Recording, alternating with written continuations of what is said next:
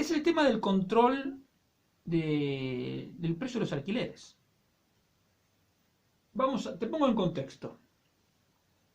En los 6 años anteriores a la pandemia, marzo del 2014 a marzo del 2020, el precio del alquiler de la vivienda, según datos del Instituto Nacional de Estadística, subió un 3,2%. Esa es la media de toda España. En el mismo periodo, el salario promedio aumentó 3,8%. Es decir, el salario aumentó un pelín más que los alquileres. Con esos dos datos podemos deducir dos cosas. La primera, que alquilar una vivienda en general no se ha hecho más inaccesible de lo que ya era. O sea, la situación en ese sentido no empeoró. Y en segundo lugar, no hay una presión generalizada de demanda ni una escasez de oferta, porque los precios se han mantenido básicamente estables. Entonces, porque si realmente hubiese habido una presión de demanda, los precios de los alquileres tendrían que haber subido más y no subido. Sin embargo, lo que vemos en los periódicos es que tanto Podemos como Esquerra Republicana estarían exigiendo para apoyar el proyecto de presupuestos del gobierno el control del precio de los alquileres. Si vemos que en promedio el alquiler de la vivienda no ha subido más que los salarios, se entiende que lo que quieren hacer estos dos partidos es rebajar el precio de los alquileres, más que controlar una subida que no se está produciendo. Entonces, la pregunta es, ¿y qué pasaría si lograran ese objetivo? Si el precio disminuye, si el precio de los alquileres disminuye, la demanda va a aumentar, es decir, más gente va a haber dispuesta a alquilar una vivienda. Pero al mismo tiempo, muchos propietarios van a considerar que esos precios rebajados no compensan los riesgos, por lo tanto quitarían a sus viviendas del mercado. Entonces, ¿cuál será la situación? Que había un precio oficial más bajo, pero que sería muy difícil encontrar una vivienda para alquilar a ese precio. Entonces, si el gobierno se entromete en esto, lo que ocurre en situaciones análogas es siempre lo mismo. Aparece un mercado negro, que en realidad habría que llamar un mercado libre. ¿Y qué sería en este caso el mercado libre? Que se firmarían los contratos al precio oficial, pero luego se pagaría en mano una prima previamente pactada entre inquilino y propietario. Lo bueno del mercado negro es que la demanda puede ser satisfecha.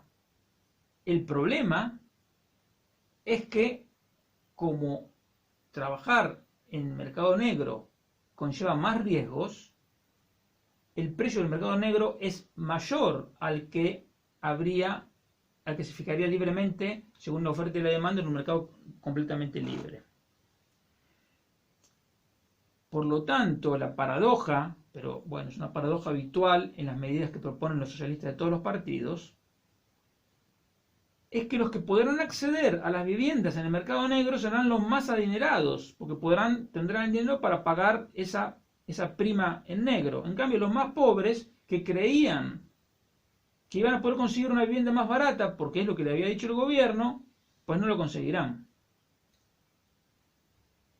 Más en general, el eventual control a los precios del alquiler sería un nuevo ataque al derecho de propiedad. Y no es el primero, porque últimamente ya se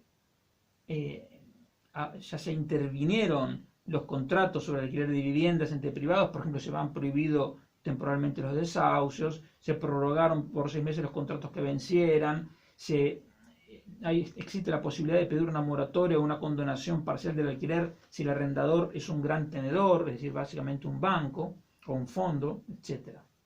Pero todas esas medidas hacen que la propiedad sea menos cierta.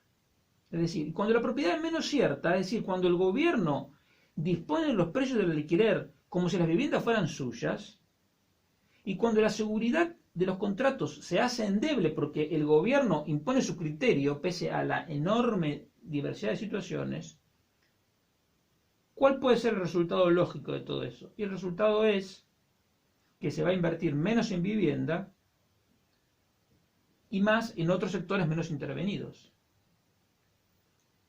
Entonces, la intervención del gobierno, que inicialmente pretendía ser más accesible y más barata la vivienda, puede terminar haciendo que la vivienda se haga más escasa y su alquiler más caro.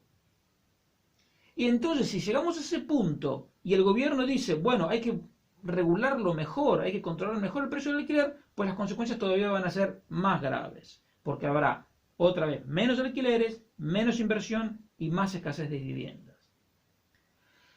Si el gobierno quiere realmente facilitar el acceso a la vivienda de alquiler, tendría que hacer dos cosas. Crear las condiciones para que se creen nuevos puestos de trabajo, para que la gente pueda pagar los alquileres, y esto se hace, una vez más, facilitando la creación de empresas y la inversión productiva.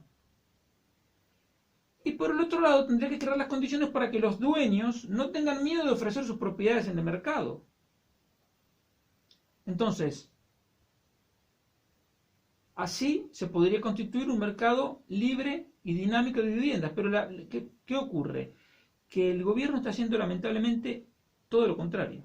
Entonces, en este punto puede haber alguno que me hable del derecho a la vivienda y que esa intervención del gobierno apuntaría a ser más concreto o llevar a la práctica el derecho a la vivienda. Pero yo te digo una cosa, el derecho a la vivienda es como el derecho a tener un Rolls Royce.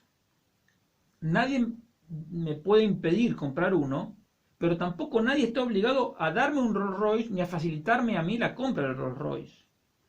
Entonces, si no hay nadie obligado a alquilarme una vivienda a un precio que yo pueda pagar, porque realmente no hay nadie que esté obligado a hacer eso, la realidad es que no estamos hablando de un derecho, estamos hablando de un eslogan.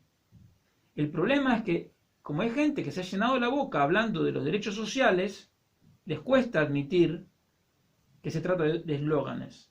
Pero este es el engaño común a todos los mal llamados derechos sociales.